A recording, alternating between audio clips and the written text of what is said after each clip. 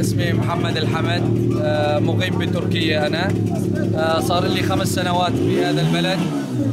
الحمد لله رب العالمين أنه عم ناخذ المساعدات النظامية، ومثل ما أنكم شايفين يعني الأمور الحمد لله ماشية نظامية وكروت من الدولة الشقيقة السعودية في هذا البلد.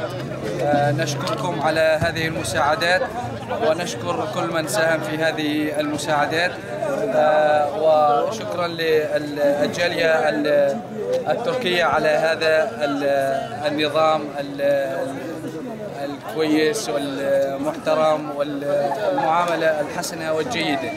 شكرا لكم على هذا الموضوع، وشكرا لكل من ساهم في هذا الموضوع وهذه المساعدات الإنسانية، وشكرا لكم. والله جامعة سوري خراب برشيبو دس حكومتي أساس دس قيادة أمرافين ما دشنا عسكري دبي وانا عسكري بكن مريو بكوجن دس في شام رامي موت تركيا.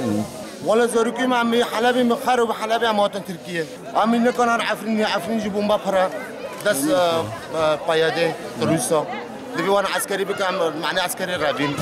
الحمد لله hamd şoğlan. Valla bu sağlıklı soğlamdı ben. Buradaki Suriyeli kardeşlerimize onlar da bir nebze de olsa rahatlamaları için bu yardımlar geliyor.